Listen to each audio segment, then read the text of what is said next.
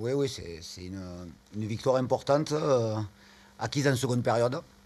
J'avais parlé de la règle des 3C hier, mais en première mi-temps, on a oublié cette règle et il a fallu que je la rappelle dans les vestiaires parce que je trouvais qu'il manquait de rythme, il manquait d'engagement sur la première période, même si on ouvre le score, c'était, on était monorythme et donc j'ai apprécié la seconde période parce qu'on a été en capacité d'aller les chercher haut, de récupérer des ballons hauts, puis de prendre des risques. Quoi, voilà. Et dans le football, si on veut marquer des buts, il faut être en capacité de prendre des risques. Donc très satisfait de cette victoire et de ce qui s'est passé sur la seconde mi-temps. On a longtemps cru que vous alliez encore être puni par ce manque d'efficacité, qu'il y a eu ce fameux déclic que vous attendez depuis Ouais, plusieurs oh, semaines maintenant. ouais, puisque ça, on était sur 4 matchs sans marquer, donc c'était important de retrouver le chemin défilé. Alors, Pathé, il a commencé la semaine dernière en Coupe de France, et ce match de Coupe de France lui a fait beaucoup de bien, puisqu'il est double buteur ce soir. Donc, voilà, c'est des jeunes joueurs, ils ont besoin justement de ces déclics-là pour nous permettre justement d'être efficaces.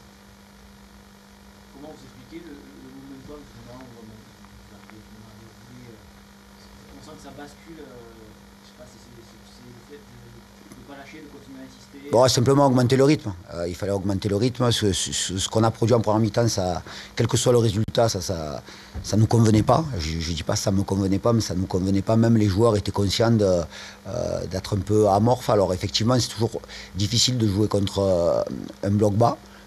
Mais sur la première période, on a été dans l'incapacité de passer sur les côtés, alors qu'en deuxième mi-temps, notre côté droit particulièrement a bien fonctionné. Donc voilà, c'est important dans le plan de jeu de savoir ce qu'il faut faire, mais aussi de mettre de l'intensité nécessaire pour pouvoir déséquilibrer un adversaire. Et vous me parliez de Moundir, il avait identifié le fait que vous ayez eu plus de difficultés contre les blocs compacts. Ça s'est vu sur comment son équipe a joué. Le fait d'y parvenir à débloquer la situation à plusieurs reprises, même, ça doit faire du bien ensuite au groupe. Oui, bien sûr, bien sûr. Bah, à partir du moment où on joue contre un bloc bas, le fait de marquer rapidement, ça nous aurait permis justement de se créer plus d'occasions, mais ils égalisent. Alors je ne sais pas exactement combien de temps après notre premier but. Ouais, voilà, donc on a mené au score très peu de temps. Et l'idée en deuxième mi-temps, même si ça pouvait comporter des risques, quoi, c'est-à-dire aller chercher haut et il fallait laisser justement de l'espace dans notre dos.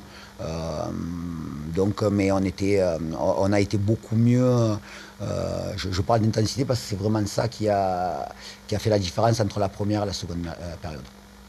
Nicolas, au vu de cette efficacité offensive, est-ce qu'elle va te servir? On a vu que c'est un problème depuis quelques matchs.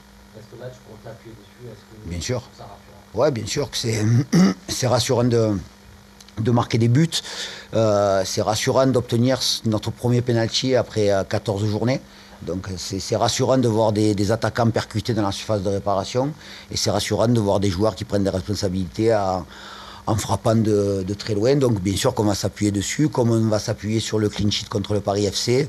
Mais les matchs, c'est comme ça, quoi. Il y a des moments où ça se passe bien, des moments où c'est un peu plus difficile. Et on a eu une période alors assez courte, mais avec beaucoup de défaites qui nous a fait un peu mal à la tête. Et on a réussi à se remettre à l'endroit. Mais on a encore d'ici la fin de l'année, j'espère, 4 matchs.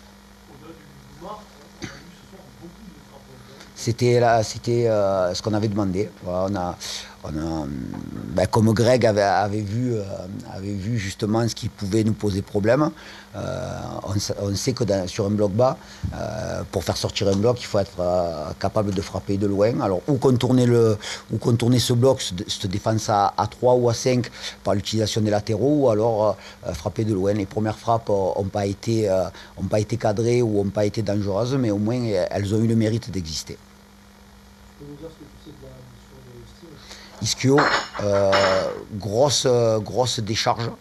Donc on va attendre le cliché qui passera certainement en début de semaine, mais ouais, ça ressemble à une belle blessure musculaire. Mais bon, après, il faut rester prudent. Là. C'est toujours douloureux, donc on va rester mesuré. Il y a eu une alerte avant. Non, enfin, j'ai pas vu en tout cas. non, j'ai pas vu. Après Steve, on le voit souvent se toucher. Voilà, c'est quelqu'un qui a besoin pas de se rassurer, mais simplement c'est son langage corporel qui fait qu'il a souvent, donc effectivement, si c'est touché l'ischio à un moment donné, c'était peut-être pas la même cuisse. Cette performance, tu la mets dans la lignée de celle de Bayonne, celle du Paris FC, est-ce que tu sens vraiment qu'il y a un redressement qui est impulsé?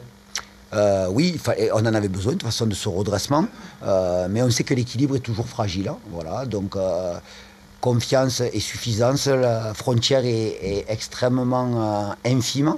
Donc faisons en sorte de se servir de ces matchs-là pour enchaîner. Et dès la semaine prochaine, il faut aller chercher une qualification à Saint-Philbert.